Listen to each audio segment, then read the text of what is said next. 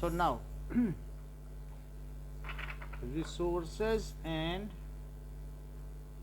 development.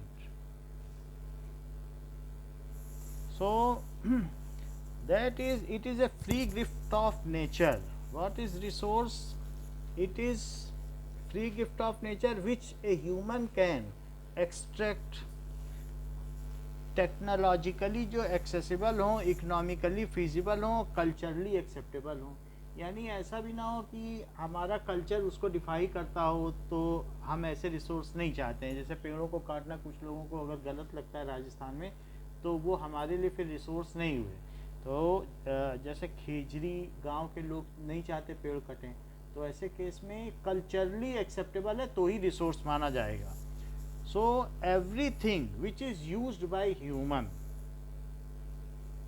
everything which is used by human and bestowed by nature. Okay, now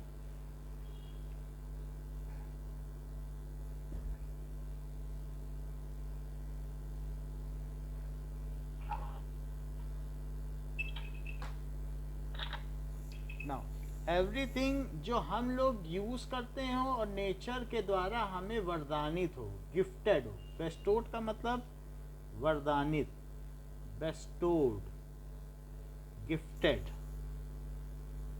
gifted by nature is called resource. तो ऐसी चीज में जो हम use करते हैं रिसोर्सेज हैं। ठीक है, resources are those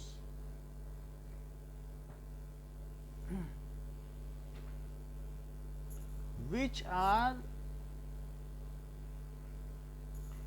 technologically accessible, technologically accessible. यानी कि अगर हम सोचें कि हाइड्रोजन गैस से हम अपनी ऑटो चलाएंगे, तो अभी तक हम पानी को इतनी इलेक्ट्रोलिसिस नहीं कर पाए हैं कि उससे हाइड्रोजन गैस बना दें। तो अगर आप, हमारी टेक्नोलॉजी अलाउ नहीं कर रही है और ऐसे कंटेनर नहीं बने हैं जो हाइड्रोजन गैस को एक दूसरी जगह कैरी कर सकें, तो ये सारी प्रॉब्लम आ रही है। इसलिए हम हाइड्रोजन गैस को यूज़ नहीं कर सकते। अदरवाइज वो इन्वायरमेंट फ्रेंडली है। CO2 जहाँ पॉल्यूशन करती है, ग्रीन हाउस गैस है, वहीं H2 बहुत अच्छी है। बट आज तक हम उसे हार्नेस नहीं कर पाए, पालतू नहीं बना पाए। तो टेक्नोलॉजिकली एक्सेसिबल होगी तभी हम हाइड्रोजन गैस को रिसोर्स मानेंगे। और फिर जो आपका कन्वेंशनल पेट्रोलियम ऑयल है, दैट इज पेट्रोल है, डीजल है, उसको हम रिप्लेस कर पाएंगे। इकोनॉमिकली फीजिबल,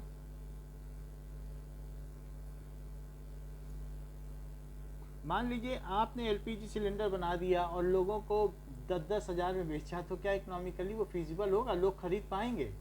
तो ऐसे केस में वो रिसोर्स नहीं हो पाएगा।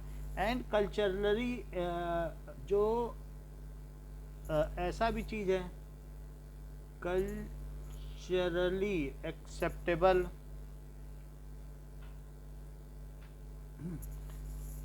Can be termed as resource. जो भी हम यूज करते हैं वो रिसोर्स है।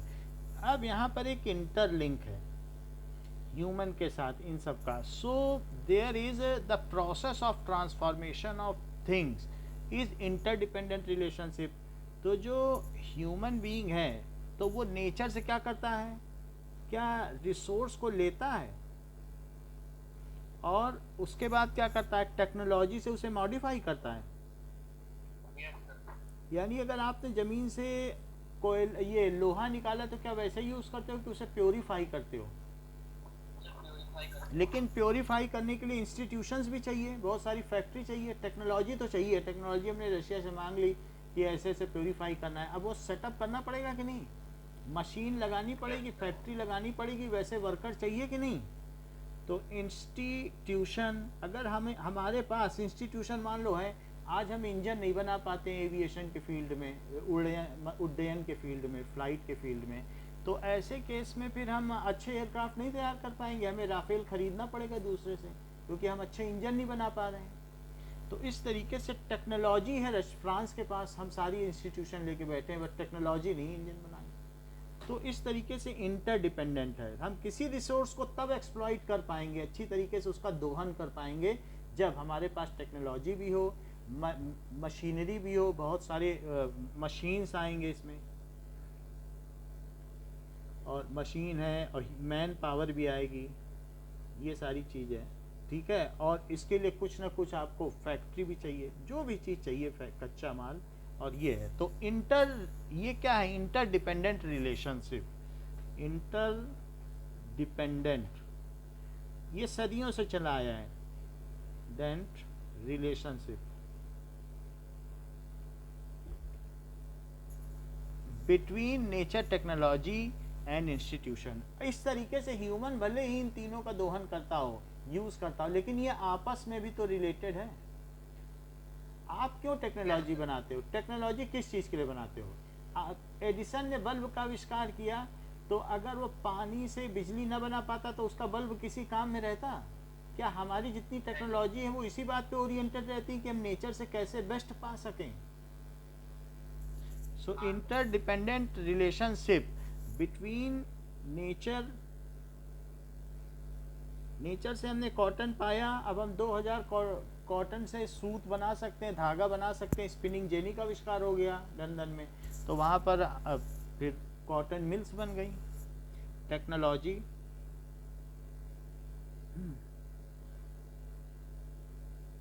और उसी कॉटन मिल्स की वजह से, जब इतनी कॉटन मिल्स बन गई तो उसे कच्चा माल चाहिए, तो उसने कॉलोनी बनाई कि नहीं जगह जगह। तो यही चीज होती है, और पूरे दुनिया में राज किया। सो ये चीज है। रिसोर्सेज कई तरीके के हो सकते हैं। रिसोर्सेज हो सकते हैं, कुछ तो नेचुरल हैं, नेचर ने हमको दिए हैं, और कुछ ऐसे ह्यूमन रिसोर्स, जैसे हमारे पास अगर बहुत स्किल्ड पर्सन है, आपको मालूम है जो हम टर्शरी सर्विस हैं, हमारी बैंकिंग सर्विस है, हम कहीं जहाँ जाके काम करते हैं, जो इंडियन ह्यूमंस की बहुत वैल्यू है ह्यूमन रिसोर्स की। तो लोगों के पास बहुत रिसोर्स हैं, लेकिन काम करने के लिए सऊदी अरेबिया के पास इंजीनियर नहीं है, तो वो हमारे यहाँ से इंजीनियर ले जाता है कि जिससे वो माइनिंग कर सके, वहाँ से रिफाइनरी में काम करने के लिए पेट्रोल निकाल सके, उसको प्योरीफाई कर सके। तो ये जो पेट्रोलियम ऑयल है, तो क्रूड ऑयल, कच्चा तेल, उससे फिर वो करता है। तो रिसोर्सेज कहाँ से लेता है ह्यूमन रिसोर्सेज? बड़े बड़े कंट्रीज इंडिया से लोगों को ले जाते हैं इंजीनियर्स को, क्योंकि यहाँ के इंजीनियर सस्ते होते हैं और कंसिस्टेंट होते हैं, भरोसेमंद होते हैं, और जहाँ काम करते हैं उस देश के भक्त होते हैं। यानी वो एक तरीके से वहाँ की इंफॉर्मेशन दूसरे देश को लीक नहीं करते हैं। तो इस तरीके से उन पर they can be relied upon, they are labours, they are intelligent. तो इस तरीके से they have consistency and they can live in any habitat. उनको चाहो तो बैरक्स में रख दो, 20-20 आदमी, वो रहने को तैयार है। उनको बहुत लीजर्स लाइफ नहीं चाहिए। तो अगर किसी को चीपर ह्यूमन लेबर मिलेगा या टेक्नोलॉजी मिलेगी तो वो यूज़ करेगा कि नहीं? तो इंडिया के पास ह्यूमन रिसोर्स ज़्यादा है, हमारी यंग जनरेशन है। और इसके अलावा जो नेचर से रिसोर्स मिलते हैं वो कुछ रिन्यूएबल हैं और कुछ कैसे हैं, नॉन रिन्यूएबल। अगर मान लीजिए लाखों सालों से ये जो क्रूड ऑयल, कच्चा तेल बना है, पेट्रोल और डीजल, और ज़मीन के अंदर जो पेड़ दब गए उनसे कोयला बना है, तो क्या ये थोड़े दिन में ख़त्म हो जाएगा 100 सालों में? ये नॉन रिन्यूएबल है। लेकिन नॉन रिन्यूएबल में भी कुछ ऐसे हैं कि रिसाइक्लेबल हैं, जैसे आप पॉलीथीन है, ग्लास है, इनको रिसाइकल कर सकते हो।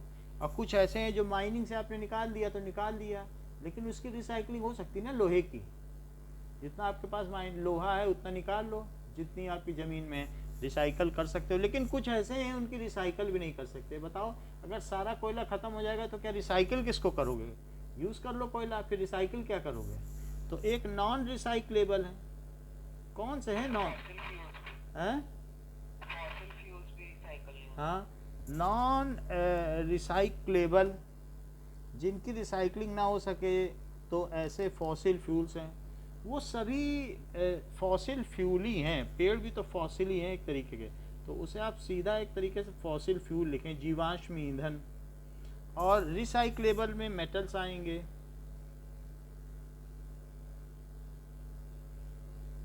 अच्छा, रिन्यूएबल में क्या क्या चीज़ आ जाएगी?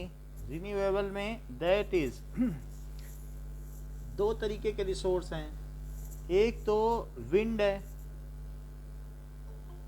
तो विंड क्या है कि ऐसा रिसोर्स है कि चलती रहेगी, हवा बनती रहेगी, इसका कभी कमी नहीं होगा, अभाव नहीं होगा। और कुछ बायोलॉजिकल रिसोर्स हैं, बायोलॉजिकल, मान लीजिए आज आपने पेड़ काट दिए तो क्या 50 साल बाद फिर पेड़ उगाएंगे या 30 साल बाद? तो बायोलॉजिकल रिसोर्सेज में वाइल्ड लाइफ है, आप चाहे तो बहुत बायोमास, बहुत सारी कैटल्स पैदा कर सकते हो। तो नेचुरल रिसोर्स है वेजिटेशन, नेचुरल रिसोर्स है और वाइल्ड लाइफ भी है। अगर आप ठीक तरीके से काम करोगे तो 10 साल में डेयरी उत्पादन कर सकते हो, बहुत सारे कैटल्स रख सकते हो, तो डेयरी कैटल्स। तो वेजिटेशन है, वेजिटेशन में क्या आएगा? दैट इज फ्लोरा और इट इज फाउना। तो फ्लोरा एंड फाउना आ गया। और कंटिन्यूअस में विंड हो गई, वाटर हो गई, वो नॉन एग्जॉस्टेबल है। सनलाइट है, तो इस तरीके सोलर एनर्जी, ये नॉन एग्जॉस्टेबल है। अच्छा, ह्यूमन रिसोर्सेज भी दो तरीके के हैं, एक लेबर टाइप ह्यूमन रिसोर्स है और दूसरा कैसा है, क्या स्किल्ड है? तो स्ट्रक्चर्स एंड इंस्टीट्यूशंस जो हमने बनाए हैं,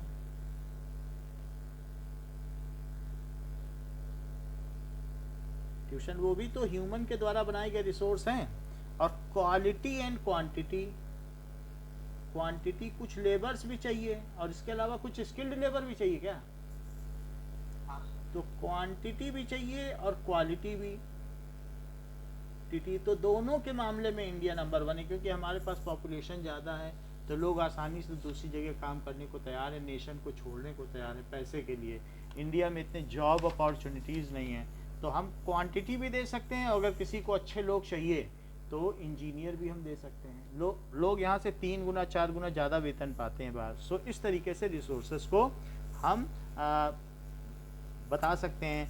now resources can be classified as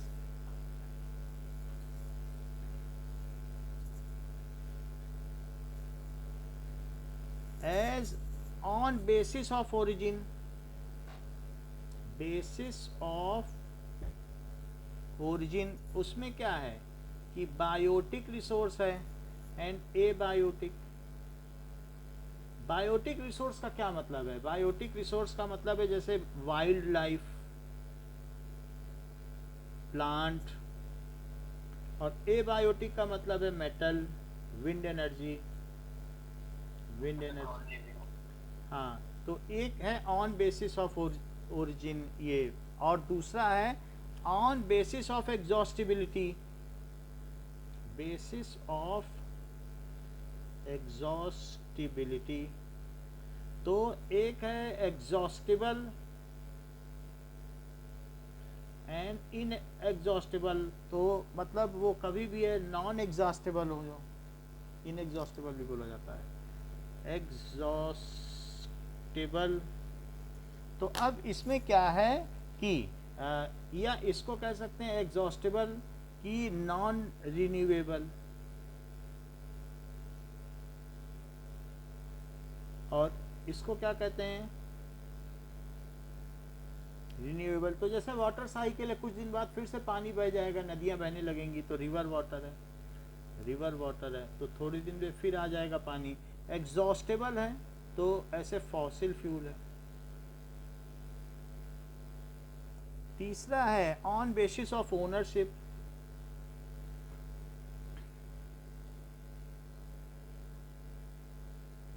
on individual के होते हैं कुछ, इंडिविजुअल कुछ कैसे होते हैं, क्या कम्युनिटी के होते हैं? कम्युनिटी हॉल होते हैं कई जगह की नहीं, जहाँ पे बर्थडे पार्टी होती है। और कुछ नेशन के होते हैं, हाँ, लेकिन एक कम्युनिटी उसको यूज़ करती है, सब उसके लोगों के चंदे से बने हैं। तो इंडिविजुअल का नहीं है कि कोई सोचे कि हम इसमें घर बना के रहने लगे। और इंटरनेशनल, तो नेशनल रिसोर्स क्या है, जो हमारे भारत के चारों ओर का 12 मील का पानी है, वो हमारा रिसोर्स है, 12 माइल। और उसके बाद क्या है, उसके बाहर का जो वाटर है वो इंटरनेशनल वाटर है। तो इस तरीके से नेशनल है, इंटरनेशनल रिसोर्स है, ये चीज़ है। On basis of status of development. So on basis of status of development, कुछ को हमने डेवलप कर लिया है और कुछ अभी डेवलपमेंट होना बाकी है, तो कुछ पोटेंशियल रिसोर्स है और कुछ डेवलप्ड स्टॉक्स एंड रिजर्व्स हैं।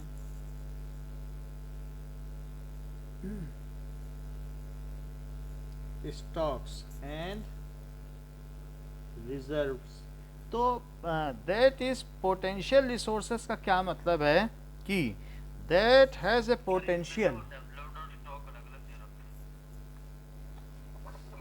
एक मिनट, तो अब यहाँ पर क्या है कि पोटेंशियल, ये तीन अलग अलग हैं, डेवलप्ड रिसोर्स एंड स्टॉक, ये डेवलप्ड स्टॉक यही है ना, एंड रिजर्व्स, चार अलग अलग हैं।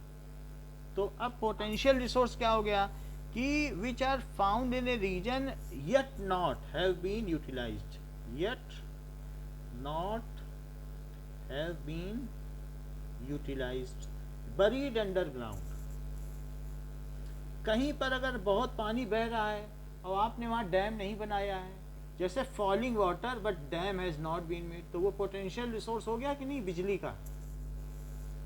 yes, तो falling water but dam is yet to be built,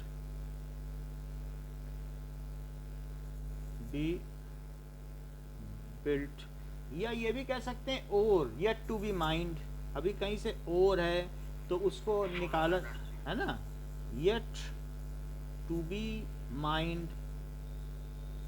ऐसे कहीं मार्बल है, मार्बल तो जमीन के ऊपर होता है ना, येट टू बी क्वेरीड, जमीन के ऊपर से अगर चीज खोद खोद के निकाली जाए तो क्वेरिंग होती है, जमीन के अंदर से निकाली जाए तो माइनिंग होती है कि नहीं? तो मार्बल है, संगमरमर यहाँ होता है कि नहीं मकराना में, तो वहाँ क्वेरिंग होती, जमीन के ऊपर खोद डाला है सारा। तो इस चीज़ को पोटेंशियल रिसोर्स कहते हैं। डेवलप्ड रिसोर्स क्या होता है कि सर्वे कर लिया गया है और depends on technology and level of reusability. Resource ये भी है कि ये पोटेंशियल रिसोर्स है। नाउ रिसोर्सेज सर्वेड, उसका पूरा सर्वे कर लिया गया है, but we have no technology to exploit it. अभी हमारे पास वो टेक्नोलॉजी नहीं है, हमें मालूम है हमारे पास ये रिसोर्स है, लेकिन भारत के पास अगर ऐसी टेक्नोलॉजी नहीं आई है, उस रिसोर्स को यूज ही नहीं कर पा रहा। इसको कर सकते हो, जब मर्जी कर सकते हो, खोदो और काम में लाओ, लेकिन अभी हमने किया नहीं, हमें ज़रूरत नहीं थी, इसके लिए अभी इंतज़ार करना पड़ेगा क्योंकि हमारे पास टेक्नोलॉजी ही नहीं है। कोई देश दे दे तो हम कुछ कर लें, but we have no technology. इसमें टेक्नोलॉजी है बट हम अभी इंतज़ार कर रहे हैं, अभी निकालेंगे एक साथ। अगर हम अभी सब निकाल लें तो फ्यूचर जनरेशन के लिए क्या, फोर्थ कमिंग जनरेशन के लिए क्या रिसोर्स बचेगा? क्या वो बिना रिसोर्स के जिएगी? तो जैसा हम अर्थ दे के गए हैं हमारे फोर फादर्स, हमें आगे वालों को भी तो वैसी ही देनी है। No technology to exploit it. Immediate benefit नहीं देखा जाना चाहिए रिसोर्स में, तो उसको सस्टेनेबल डेवलपमेंट कहते हैं, सतत पोषणी विकास। कि धीरे धीरे विकास करो और आगे फोर्थ कमिंग जनरेशन को ध्यान में रखते हुए करो। स्टॉक्स क्या होता है कि दैट इज, स्टॉक का मतलब है कि which has the potential to satisfy human need. इसको, हाँ, इसको सर्वे किया गया है। रिसोर्सेज जो सर्वेट किया गया है, उसकी क्वांटिटी को, क्वालिटी को, सब चीज़ों को जांच कर लिया गया है। बट अब जरा देखो, हाँ, मतलब the development of resource depend on technology. नहीं, इसमें ये लिखा गया है and their quantity, and quantity सब कुछ हो गया है। Their quantity, quantity and quality has been determined, उसको पता कर लिया गया है। और लेकिन development of resource depend on technology and level of their feasibility, हम उसे कितना निकाल पाएंगे? ओके, नाउ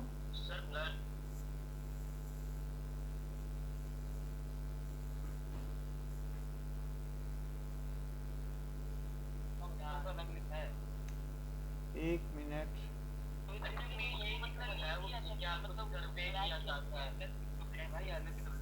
जस्ट एक मिनट देख लेते हैं इसको, तो फिर मैं आपको बताऊं। सर वो ये था ना सर, डेवलप वाला, एक मिनट जरा जस्ट रुक जाओ तो बता दूं। डेवलप्ड रिसोर्सेज, एक minute,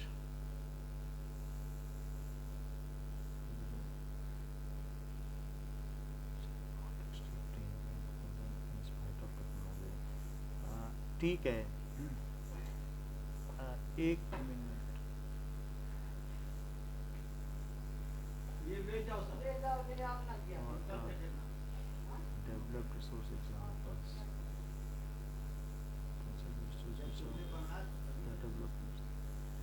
which are well developed and ready to also they are identified. Okay, developed resource में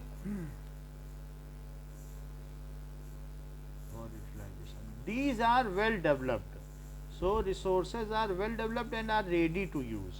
मतलब एक है ये एक है कि यहाँ पर developed resources का मतलब यहाँ पर ये दिया गया है these are well developed, इस चीज़ को काट दो, और वो ready to use है, हम चाहें तो हमारे पास है, हम कभी भी यूज़ करें। एक होता है पोटेंशियल रिसोर्स, और इसके नाम से भी क्या पता चल रहा है, डेवलप्ड का क्या मतलब है कि it is well developed and ready to use form, it is well developed and ready to use, हम चाहें तो इसे कभी भी यूज करें, रेडी टू यूज फॉर्म। इसके लिए हमें ये नहीं है, एक पोटेंशियल है कि हम इसमें अगर हम काम करें, इसका एक्सप्लॉइटेशन करें, ये करें तो हम भविष्य में इसे यूज़ कर सकते हैं। एक है कि हमने उसको सर्वे कर लिया है और अब हम इसे यूज़ कर सकते हैं, that is the resources which are well developed. और कैसे हैं बताइए डेवलप्ड रिसोर्सेज, दैट इज़ ठीक है, द डेवलप्ड रिसोर्सेज आर क्या दिखाया गया है, the developed resources are in ready to use form. Ready to use का मतलब समझ गए ना कि डेवलप्ड है, जब मर्जी तब यूज करो। अच्छा, स्टॉक्स क्या हैं कि द रिसोर्सेज विच है पोटेंशियल,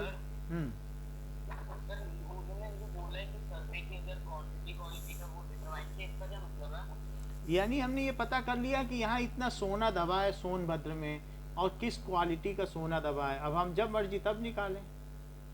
वो किसी लीगल मीनिंग से या किसी वजह से हम नहीं निकाल पा रहे हैं, या फिर ये हो सकता है कि हमारे इन्वायरमेंट को झटका लगता हो, उसकी वजह से हम नहीं निकाल रहे हैं। लेकिन हमने सब जान लिया है कि यहाँ ऐसा किया जा सकता है। हो सकता है हम इसलिए नहीं निकाल रहे हैं कि माउंटेन में लैंडस्लाइड हो जाएगी, इसलिए नहीं निकाल रहे हैं। माउंटेन में तो कितने सारे रिसोर्सेज हैं, लेकिन हम क्यों डरते हैं, क्योंकि वहाँ के इनहेबिटेंट्स को नुकसान पहुँचेगा, वहाँ माइनिंग नहीं की जाती।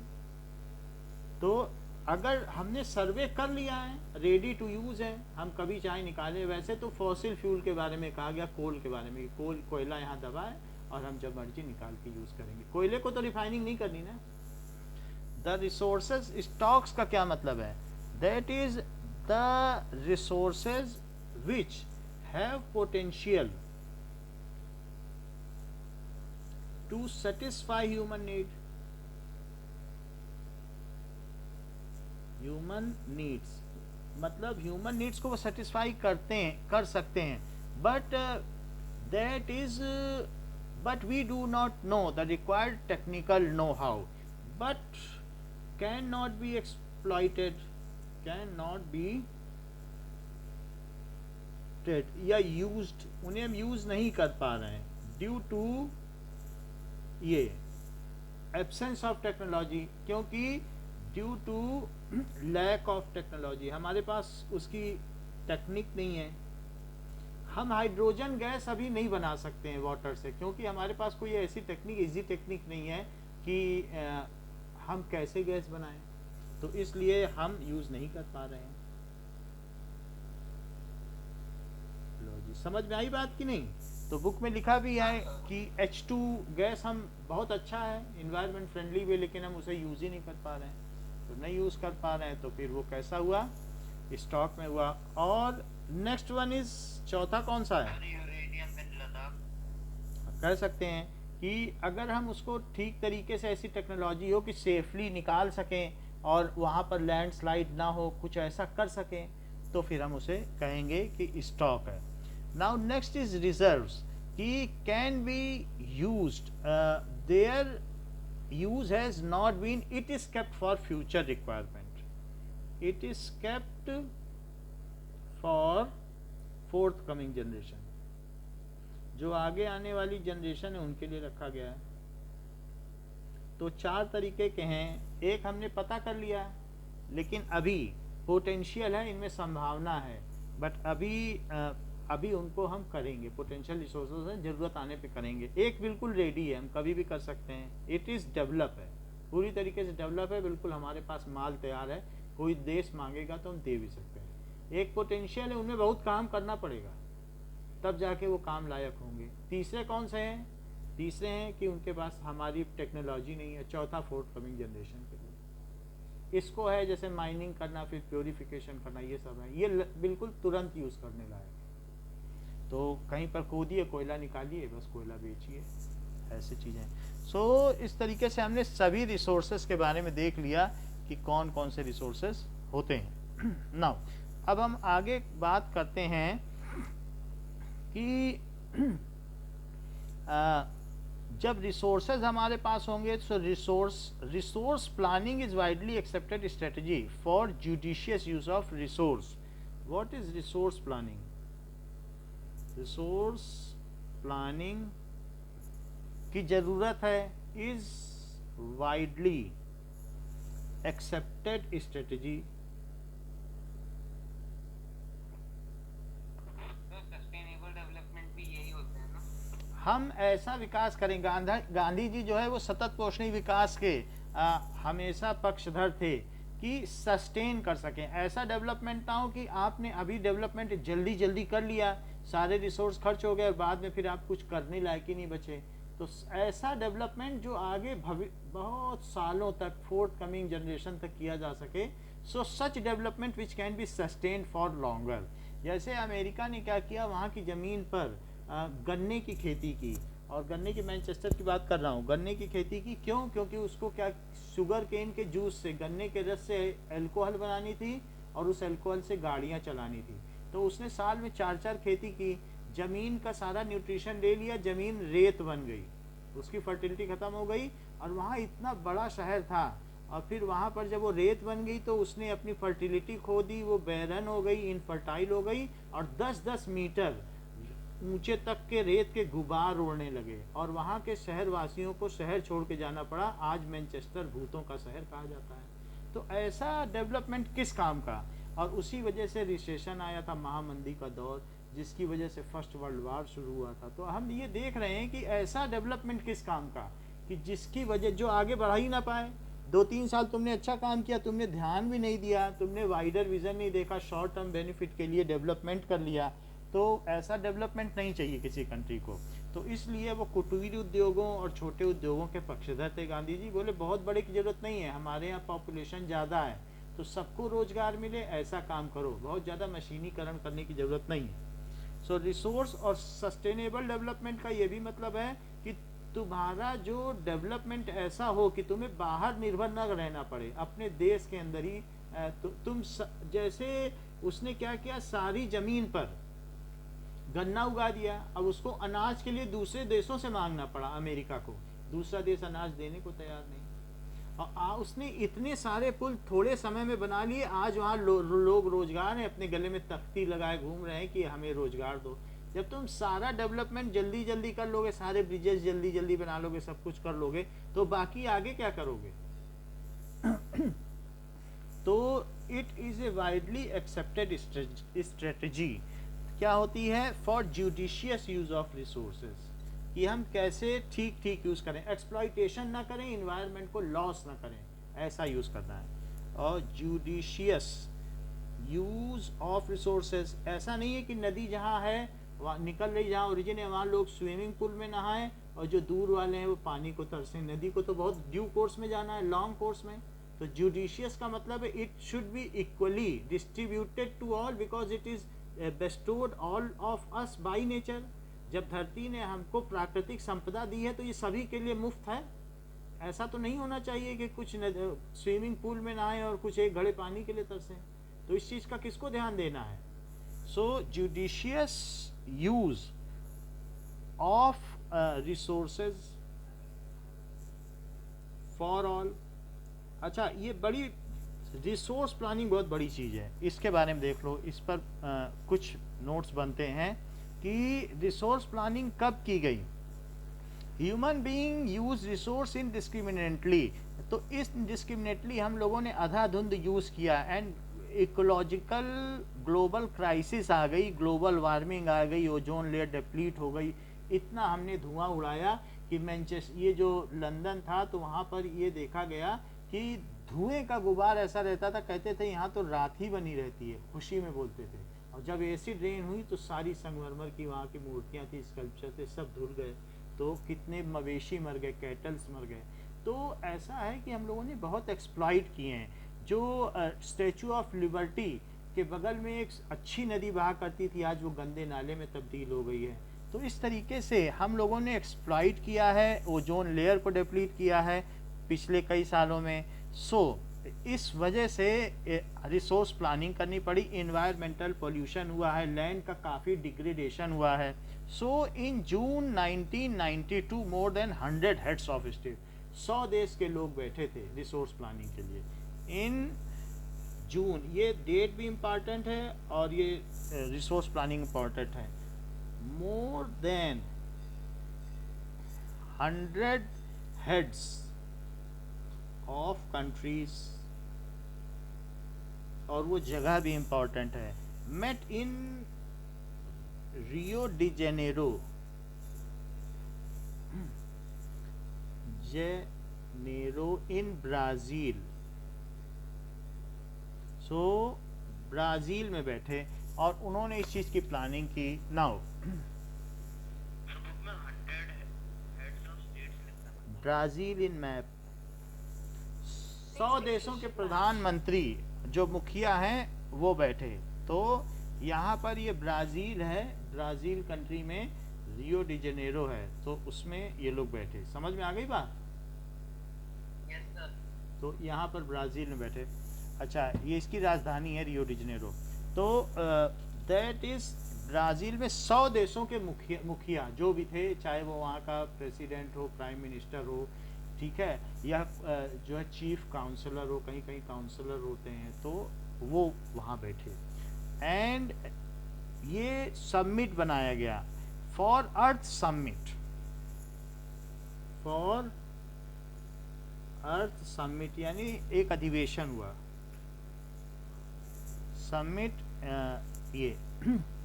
And agenda 21 is the declaration signed by them. ये भी एक बड़ी बात है कि एजेंडा 21, तो एक एजेंडा साइन किया गया सभी देशों ने कि मिलके कि हम अपने यहाँ पर क्लोरोफ्लोरोकार्बन का इतना कम यूज़ करेंगे, इसका कार्बन डाइऑक्साइड का एमिशन इतना कम करेंगे। सब ने मिल के ये बात पे सहमति जताई। Agenda 21 was signed by those,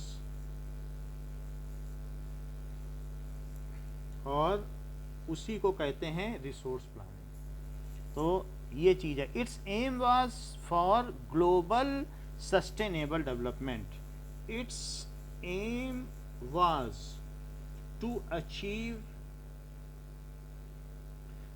sustainable development globally.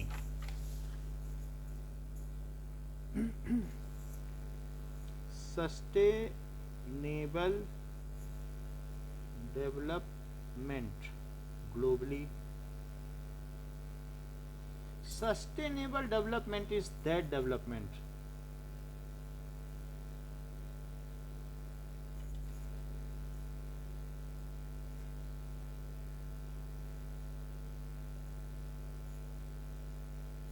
which can be sustained for longer period of time.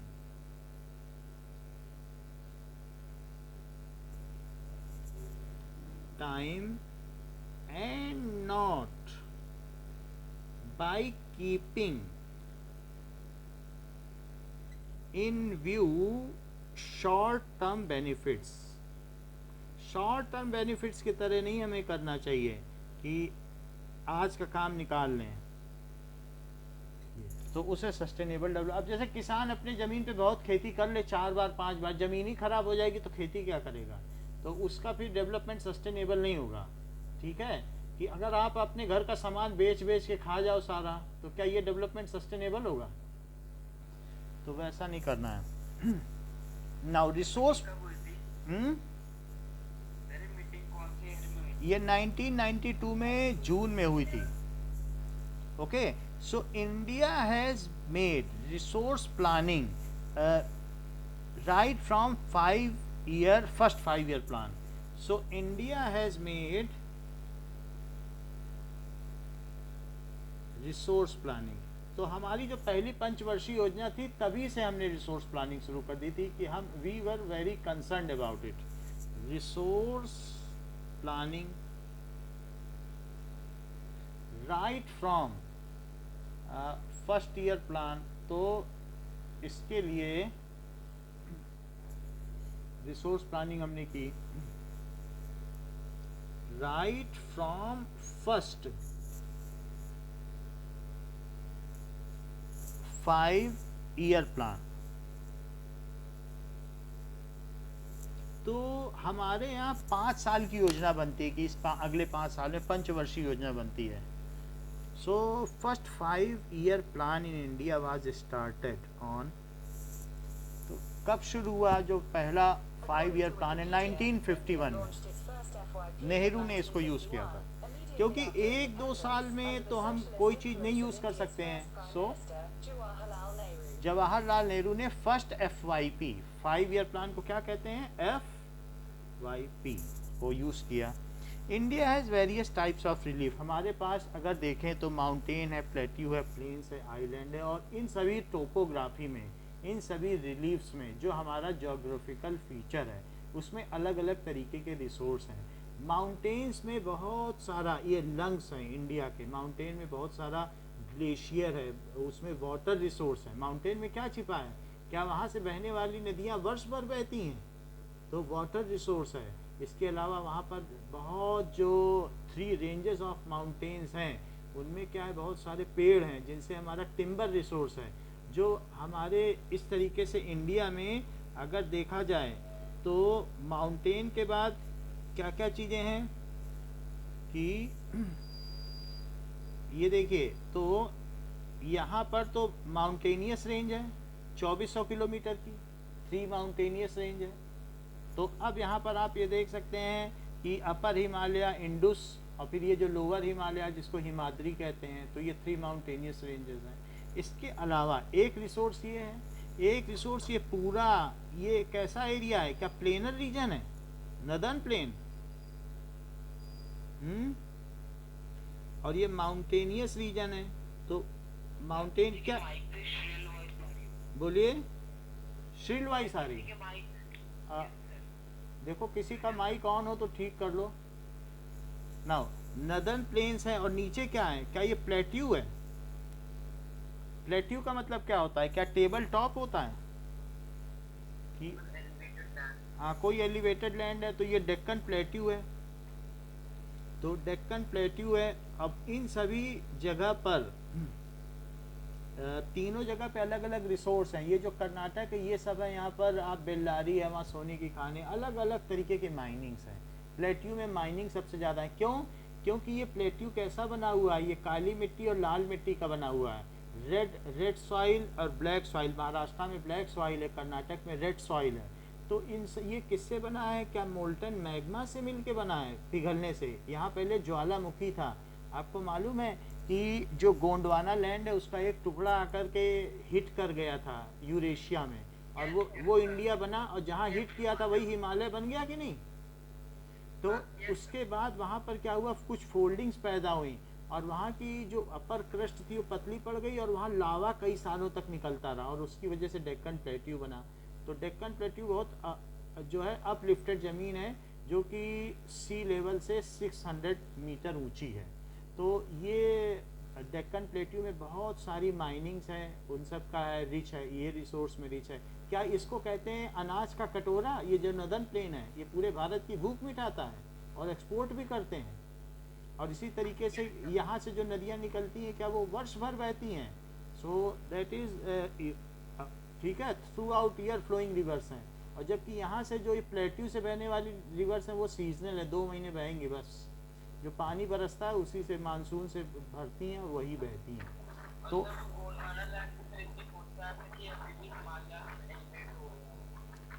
उसी से ही एलिवेट हो गया क्योंकि वो कन्वर्ज एक तरीके की कन्वर्जिंग प्लेट बनाई, जो टेक्टोनिक प्लेट थी ना वो फोल्ड हो गई तो हिमालय बन गया। अब जरा हम देखें, इस तरीके से हमने देख लिया हमारे पास कौन कौन से रिलीफ हैं। So India has various reliefs. Reliefs का मतलब क्या होता है? टोपोग्राफी, यानी जोग्राफिकल वहाँ का नेचर कैसा है। एज माउंटेन और क्या क्या है? Plateau, plains and island. Island में बहुत सारे कोरल रीफ हैं और बहुत सारी ग्रीनरी है, ये सारी चीज़। ठीक है। नाउ अब देखिए, land use can be determined. हम किसी ज़मीन का कैसे यूज़ कर सकते हैं? अगर हमें मालूम है वहाँ की टोपोग्राफी कैसी है, आसपास का हैबिटेट कैसा है, क्या वहाँ डेजर्ट है या फिर वहाँ क्या क्या चीज़ है, तो किसी जगह के नेचर के बारे में आपको बताने से आप वहाँ की लैंड का यूज़ कर सकते हो। नाउ अब land use is determined by, कैसे होगा? लैंड यूज इज डिटरमाइंड, जहाँ पर सबसे ज़्यादा अगर नदन प्लेन है तो नदन प्लेन में क्या होगा? क्या वहाँ पर पूरे साल नदियाँ ही बहती रहेंगी? नदन प्लेन में बोलो, गंगा यमुना कोसी गंडक घाघरा ये सब उसी वहाँ बहती रहती हैं क्या? हैं? और इसके अलावा इंदुस रिवर, सिंधु ताप्ती सतलुज ये भी बहती रहती हैं क्या? हमने बताया बीच वाला इंदुस है कि नहीं, इंदुस वैली। तो वहाँ से सतलज, व्यास, ताप्ती और ये सारी बहती 5 नदियाँ हैं, उन सब से पंजाब बन गया। तो अब अगर साल भर नदियाँ बहती रहेंगी तो ऐसी जगह लोग क्यों नहीं जाके बसेंगे और वहाँ पॉपुलेशन डेंसिटी क्यों नहीं ज़्यादा होगी? जहाँ पानी साल भर लोगों को मिल रहा हो और अनाज की कोई कमी ना हो, तो वहाँ लोग बसेंगे कि नहीं? और इसी वजह से जो सिविलाइजेशन है, अर्ली सिविलाइजेशन जो 5000 साल पहले की है, मोहनजोदड़ो की हो चाहे हड़प्पा की हो, तो क्या वो अर्ली सिविलाइजेशन इंडिया के आसपास ही विकसित हुई? तो यही है रीजन, क्योंकि उनको साल भर पानी मिलता था। तो this is the key feature. So land use is determined by, क्या population density is determined by topography, कि वहाँ का आसपास का नेचर कैसा है, ज़मीन कैसी है, वहाँ का क्लाइमेट कैसा है, उसको कहते हैं सब टोपोग्राफी। क्लाइमेट, सॉइल कैसी है, काली मिट्टी में कॉटन उगता है तो सॉइल कैसी है, and human factor. Human factor, so किसी चीज़ में वहाँ अगर बहुत सारे लोग रहते हैं तो उस ज़मीन का यूज़ किया जा सकता है माइनिंग के लिए। लोग अगर ज़्यादा हैं तो टाटा अपनी मोटर्स वाली मिल लगा देगा कि यहाँ सस्ती मजदूरी मिल जाएगी। तो ह्यूमन फैक्टर भी डिपेंड करता है कि नहीं? अच्छा देखो, इस तरीके से पॉपुलेशन डेंसिटी, कैपेबिलिटी, ये सारी चीज़ें हैं। अच्छा, continuous use of land over a long period of time without taking appropriate measure has resulted in land degradation. So if land is used for a long period of time without taking proper measure, तो आप देखो झारखंड में mining होती है, वहाँ घर घर के ऊपर और पत्तों के ऊपर धूल जम गई है, पता ही नहीं लगता पेड़ है कि काला कोयला। तो वहाँ पर ऐसा है कि एक डस्ट सी माइनिंग होती रही, तो उससे क्या हुआ कि खराब हो गया, वहाँ की सारी लैंड डिग्रेड हो गई क्योंकि प्रॉपर मेजर नहीं लिए गए और इन्वायरमेंट को कितना नुकसान पहुँचा। इसीलिए झारखंड अलग हो गया बिहार से। उसने बोल दिया कि सारा तो आप हमारे यहाँ से रिसोर्स एक्सट्रैक्ट करते हो और हमारे ऊपर ध्यान ही नहीं दे रहे हो। हमारा यहाँ इकोलॉजिकल इम्बैलेंस हो गया है, पर्यावरणीय संतुलन बिगड़ता चला जा रहा है, and you are not doing anything for us, everything you are going and doing for Patna. तो फिर इसलिए वो अलग हो गया झारखंड। तो इस तरीके से अगर आप मीजर नहीं लोगे किसी चीज का तो क्या लैंड डिग्रेडेशन हो जाएगा। हाँ सर। तो soil is most important renewable natural resource. अगर आप सॉइल को ठीक तरीके से यूज करते हो तो ये रिप्लेनिश कर लेती है अपने न्यूट्रिएंट्स को समयांतराल में, टाइम इंटरवल में, और फिर से उसमें फसल उगा सकते हो। तो सॉइल के बारे में देखेंगे, चैप्टर सॉइल रिसोर्स का ही है। Soil is most important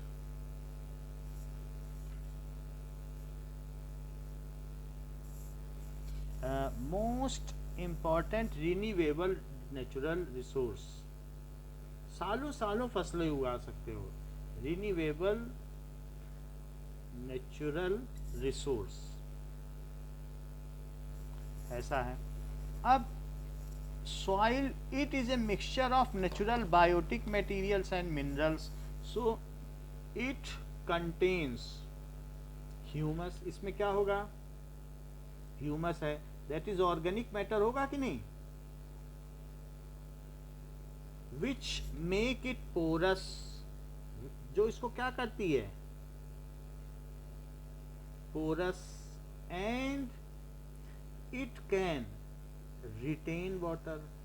humus की वजह से क्या कर सकती है, पानी रोक सकती है, वाटर रिटेंटिविटी बढ़ती है, एंड इम्प्रूव्स इट्स टेक्सचर, इसकी किस्म को बढ़ाता है, improves it's texture. Soil is formed, soil is formed, ये आसानी से नहीं बनती है, तो ये अपर क्रस्ट ऑफ लिथोस्फीयर है, formed in upper crust of lithosphere। Atmosphere और हाइड्रोस्फीयर और लिथोस्फीयर है कि नहीं, धरती के 3 टाइप। तो जो सबसे ऊपरी क्रस्ट है जिसमें बायोटिक कंपोनेंट्स हैं, जिसमें सब स्ट्रेटम में बिल बनाकर चूहे, सांप, खरगोश रहते हैं, उसको लिथोस्फीयर कहते हैं। जहाँ बैक्टीरिया पाए जाते हैं, जहाँ अर्थवॉर्म पाए जाते हैं, केचुए पाए जाते हैं, तो उस 1 मीटर मोटी लेयर को लिथोस्फीयर कहते हैं। तो लिथोस्फीयर, और इसके ऊपर है एटमॉस्फेयर, और क्या इसमें जहां पानी भरा होगा उसको कहते हैं हाइड्रोस्फीयर, और अगर तीनों को मिला दिया जाए तो क्या बायोस्फीयर। बताएं, बायोस्फीयर के 3 पार्ट हैं, जहां जहां wherever animals live, that belt is called biosphere. So it is formed on upper crust of lithosphere। लिथोस का मतलब स्टोन होता है, मालूम है कि नहीं, स्फीयर। सो लिथोस का मतलब स्टोन, तो उसके ऊपर सॉइल बनती है, and is capable to produce agriculture,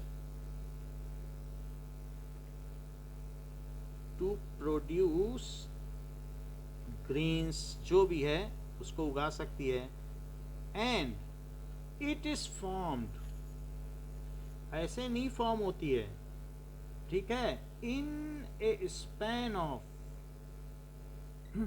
millions of years, ऐसे नहीं है कि millions of years, by weathering of rocks, पत्थरों की टूट फूट से, weathering of rocks of mountain.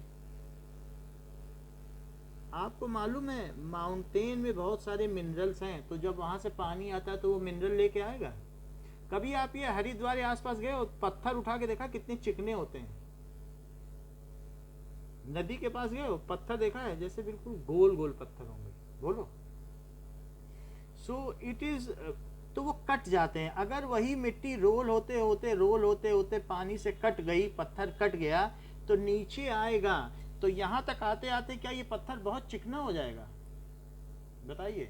अगर वो नदन प्लेन तक पहुंचेगा तो यहां तक आते, यहां से नदी निकली और यहां तक रोल होते होते चिकना हो गया। और कभी मान लीजिए कि ये नदी है और ये है नदी, नदी बह रही इसमें अपने ड्यू कोर्स में, लेकिन इसमें फ्लड आ गया, तो फ्लड आने पे क्या अपना ये सब सिल्ट है, सिल्ट को चारों तरफ छोड़ देगा, और वो जमीन कैसी हो जाएगी, बिल्कुल प्लेन, पानी फिर बह जाएगा। लेकिन जो अपने साथ वो मिट्टी लाया है, क्या वो सब किनारे किनारे छोड़ देगा, बताइए,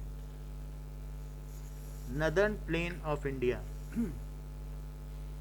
नाउ अब हम देखेंगे कि इसकी वजह से क्या हुआ।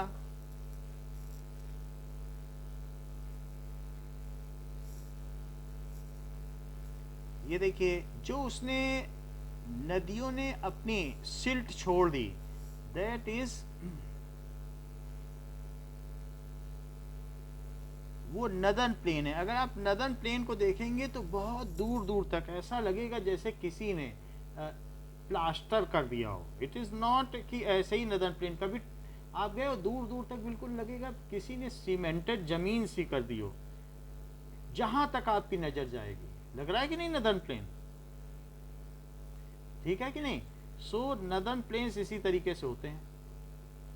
तो अब हम ये देखते हैं कि now just hold,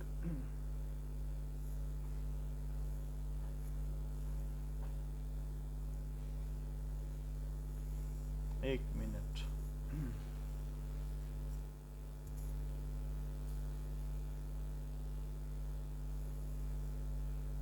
three D map of India. तो जो, हाँ, अब जो हमारे यहाँ का इंडिया का टोपोग्राफी है वो किस तरीके से है।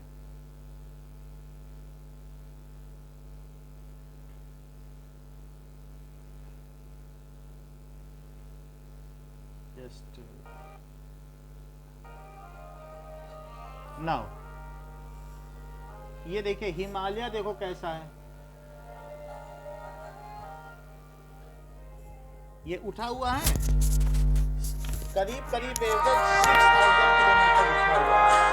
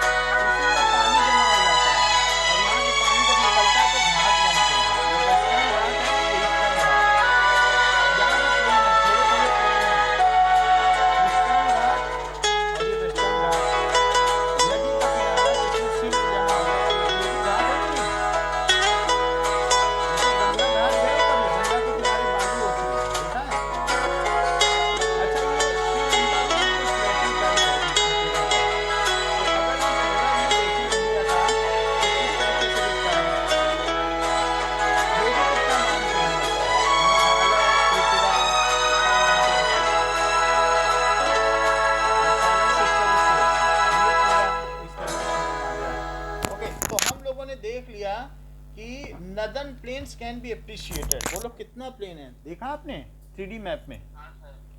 सो नाउ अब हम देखेंगे, ये हमारे यहाँ का रिलीफ फीचर्स है जिसमें नदर्न प्लेन भी आ जाता है। और वी हैव सीन कि ये सॉइल कैसे बनती है। जब क्या होता है कि पानी गिरता है, अच्छा बर्फ अगर आप कभी ट्रे में जमाते हो तो क्या बर्फ बढ़ जाती है? बताइए। तो अगर बढ़ जाती है तो अगर पानी चला गया पहाड़ों के अंदर और जब वो जम जाएगा तो क्या वो बढ़ेगा? और अगर बढ़ेगा तो क्या वो पत्थरों को तोड़ देगा? बोलो, पानी अंदर तो जा सकता है ना, पत्थर में क्रैक्स होते हैं कि नहीं? और जब वो आइस जमेगी ठंडक में तो क्या वो बढ़ने पर जब वो एक्सपेंड होगी, देन आफ्टर एक्सपेंशन क्या वो पत्थर को तोड़ देगी? Because it is natural process. तो उससे withering of rocks, withering of rocks का मतलब है पत्थरों की टूट फूट होती रहती है, नए पहाड़ों का जन्म होता रहता है, पुराने पहाड़ धीरे धीरे बिगड़ते रहते हैं और पानी के साथ जो है सिल्ट आती है। तो अगर हम देखें तो जो मिट्टी बनी होती है, सॉइल, सॉइल में क्या क्या तीन चीजें होती हैं? क्या उसमें सैंड होती है? क्या उसमें सिल्ट होती है? क्या उसमें क्ले होती है? बोलो। सॉइल किन तीन चीजों से मिलकर बनी है? सिल्ट मतलब सर? सैंड का मतलब रेत, रेत का मतलब जैसलमेर कोई गया है? नहीं, ये यस सर। बालू जानते हो ना, जैसलमेर में कैसी बालू है, सैंड ड्यून्स। अच्छा, सिल्ट का मतलब है जो माउंटेन से नदियां ला रही हैं और वो किनारे जमा कर दें, नदन प्लेन पूरा बना दिया। पहले उबड़ खाबड़ था, ये थोड़ी था कि नदी बह रही थी और गंगा नदी के किनारे ऐसे उबड़ खाबड़ था, लेकिन जब नदी में बाढ़ आई तो क्या वो फिर वो अपना सारा मिट्टी इसके ऊपर जमा देगी और फिर वापस बह जाएगी? भाई जब बारिश होती है तो रास्ते में आप देखते नहीं हो कि एक जमीन में आपकी छत पे एक मिट्टी की लेयर जम गई है, ऐसा होता है कि नहीं होता है? कई बार बिल्कुल चिक पतली सी। तो ऐसे नदियां भी करती हैं, वो पहाड़ों से पानी लाई, बहुत ज़्यादा पानी ले आई तो सारी मिट्टी, तो जब बारिश का पानी बिल्कुल गंदा होता है नदी का, वो सारी मिट्टी छोड़ देगा किनारे पे, लेकिन जब पानी वापस जाएगा थोड़ी देर बाद रुक रुक के धीरे धीरे, तो मिट्टी वहीं रह जाएगी और क्या ये सब चिकना हो जाएगा? तो ये जो पत्थर थे सब चिकने हो गए, ये हाइट होते गए थोड़ा थोड़ा और ये बिल्कुल एक नदन प्लेन बन गया। समझ में आ गई बात? तो सिल्ट का मतलब it is the rolling stones which are carried by ये रिवर्स। ठीक है? सो इट इज, ये क्या कह सकते हैं कि it is rolling, rolling tiny particles, वो बहुत छोटे हो जाते हैं। Carried by reverse, carried by river. और क्ले जानते हो? क्ले का मतलब चिकनी मिट्टी। अगर वो जिससे वो दिए बनाए जाते हैं, अगर उसमें हाथ फेरो तो बिल्कुल चिकना चिकना होगा। क्ले देखा है? चिकनी मिट्टी, दिए बनाने वाली बिल्कुल चिकनी मिट्टी। सो क्लेई सॉइल जो होती है उसमें वो कीचड़ भी जम सकता है, ऐसी होती है। सो ये चिकनी मिट्टी है जिससे बर्तन बनते हैं। तो इन तीनों के मिलने से अब हर जगह की जो मिट्टी हम देखेंगे उनमें यही तीन चीज़ें होंगी, लेकिन कहीं पर कोई चीज़ ज़्यादा है, कहीं पर कोई चीज़ ज़्यादा है, तो उसके हम पर्सपेक्टिव में ये चीज़ पढ़ेंगे। नाउ लेट अस सी कि सैंड, सिल्ट एंड क्ले, इन तीन चीज़ों को जरा एक साथ देखो और आप कि क्या होती है ये चीज़। कि नाउ राजस्थान पे सिल्ट ज्यादा है। ये देखिए कि एक मिनट जस्ट मैं बता देता हूँ। राजस्थान में सैंड ज़्यादा है। So there are various types of sand. तो अब देखो ये है, सैंड में क्या होता है, पत्थर ज़्यादा होते हैं। और सिल्ट कौन सी मिट्टी होती है? जो ये। और क्ले ऐसी मिट्टी जिससे दिए बनाए जाते हैं। तो क्ले का क्या मतलब है कि ऐसी मिट्टी जो बिल्कुल, ये रेड दिख रही है बट रेड नहीं होगी, ये चिकनी मिट्टी होगी। तो क्ले और सैंड क्या है? बालू। ठीक है कि नहीं? और ये लोमी मिट्टी क्या होती है? जिसमें ह्यूमस ज़्यादा होता है। उसका कलर कैसा हो जाता है? ह्यूमस होने से काली हो जाएगी क्या? बताइए। तो इस तरीके से हमने आपको बता दिया। Clay in water. So clay आप देख लो कि क्ले इस तरीके से होती है। अगर आप ये देखें, ये क्ले मिट्टी है, कितनी चिकनी है, जिससे दिए बनाए जाएंगे। सो इट इज़ वेरी, जिससे आप देख रहे हो ना दिया बनाएगा, वो कितना चिकनी मिट्टी होगी बताइए। होता है कि नहीं? आप लोग क्ले से वो भी करते हैं, कितनी चिकनी में, कितना फाइन होगी, जिससे घड़े बनते हैं। कहीं देखा है घड़े बनते हुए कि नहीं? तो ये इट इज क्ले। तो ये चीज क्ले होगी। और सैंड को तो मुझे बताने की जरूरत नहीं है ना, सिल्ट भी आप समझ गए, तीनों तरीके की मिट्टी समझ गए। अच्छा, अगर बोलो। अच्छा, सिल्ट के लिए कुछ नहीं, जो नदी से लाई गई चीज है वही सिल्ट है। Okay, silt of river, silt of river. Now जो भी नदी लाती वही सिल्ट है। वो रोल कर कर के बिल्कुल महीन हो जाएगा। तो अगर कहीं पर ये जमा है, ये देखो नदी ने जमा कर दिया, तो कहीं पर रिवर ने ये आप डेल्टा देख रहे हो, डेल्टा फॉर्म हो जाता है कहीं पर, तो ये सिल्ट है, this is silt of river. यानी कि ये देखो कि इसको देखिए आप कि सिल्ट ऑफ रिवर कैसी होगी, और देखिए सिल्ट कैसा होगा। हम इसे और क्लियर करते हैं कि जो नदी के किनारे पर होगा दैट इज सिल्ट, और सिल्ट को अगर हाथ में लोगे तो कैसा होगा, ये इस तरीके से होगा। जो नदी के द्वारा लाई गई मिट्टी है बिल्कुल चिकनी नहीं होगी, उसमें थोड़े बहुत बड़े पार्टिकल भी होंगे, बट ये नदी लाती है, ठीक है। तो इट इज सिल्ट, जो पहाड़ों से निकल के आई है, और it is rich of mineral. इसमें क्या होगा, ये पोरस भी होती है, तो हवादार होती है, तो जड़ों को इसमें क्या होता है, सिल्ट होना अच्छी बात है, क्ले ज़्यादा होना अच्छी बात नहीं है। क्या चीज़ होनी चाहिए खेती के लिए, सिल्ट होनी चाहिए, ह्यूमस होना चाहिए, लोमी होनी चाहिए। चलिए, और आगे आने पे हम आपको बता देंगे। अच्छा, इसके अलावा मान लीजिए मिट्टी में अगर आयरन मिल जाए तो क्या होगा बताओ, Fe2O3, क्या ये रेड कलर की होती है जंग, आयरन रस्ट, बोलो। Fe2O3 जंग देखिए कि नहीं, लोहे पे लगी हुई लाल जंग, Fe2O3, और इसमें कुछ H2O भी होता है, ठीक है। सो ये Fe2O4 कुछ नहीं होता, ये है फेरिक ऑक्साइड। क्या चीज है, तो अगर ये मिल गई तो क्या होगा बताओ, तो ये भी अगर एक्स्ट्रा मिल जाए तो चारों मिल जाएगी, तो लाल मिट्टी बन जाएगी। ये किस में पाई जाती है, क्या रेड सॉइल में। और अगर ह्यूमस ज्यादा हो गया, सो ह्यूमस ज्यादा होने से क्या हो जाएगा कि कहीं पर ह्यूमस ज्यादा होने पर क्या बनेगा कि वो लोमी सॉइल हो जाएगी, बहुत ज़्यादा काली कलर की। एक और भी चीज़ हो सकती है, दैट इज इग्नियस रॉक, यानी जिसको कहते हैं मोल्टन मैग्मा। अगर पिघल जाए, यानी लावा कहीं पिघल जाए, लावा जम जाए, तो क्या होता है, क्या काला पड़ जाएगी वो जमीन। देखा है लावा जमते हुए डिस्कवरी में, बिल्कुल काला पड़ जाता है। तो क्या ये जो काली मिट्टी है, ब्लैक सॉइल, उसी से बनी है, इग्नियस रॉक से। So that is igneous rock. Igneous rock का मतलब क्या होता है, it is soil formed by molten magma. Soil अभी दिखाता हूं, by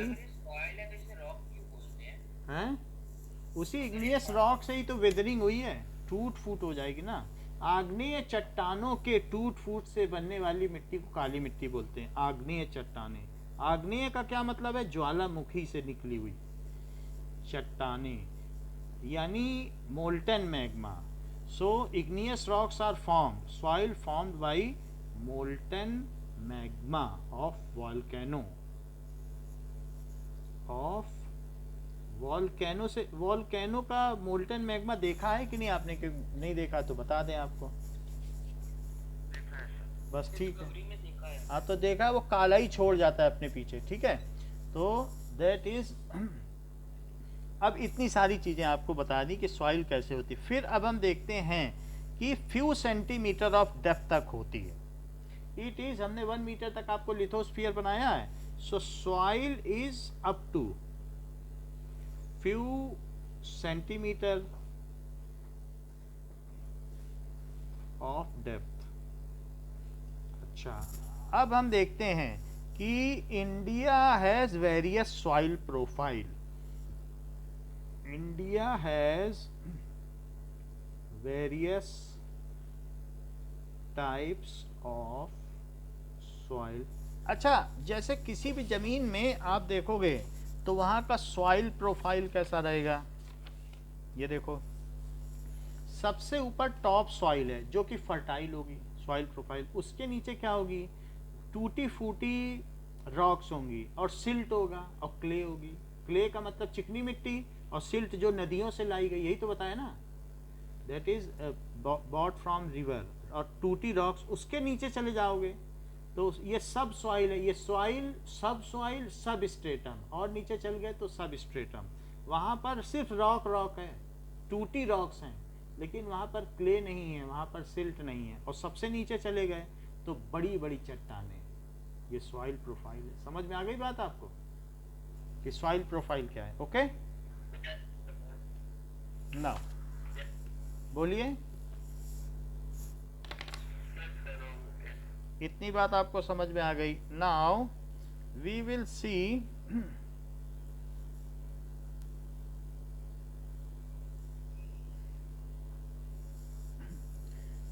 resources and development video album, Jaiswal classes. Okay, now resources, जो भी चीज हम यूज कर सकें नेचर से, वो रिसोर्स है। ह्यूमन नेचर से चीजों को अब हम देखते हैं कि कितनी तरीके की मिट्टियां होती हैं। लेट अस सी, जैसे कि जहां पर टाटा स्टील है, अथॉरिटी है, ऐसे बहुत जो कि फर्टाइल सॉइल की प्रोफाइल देखो, जैसे रिवर वाटर है वो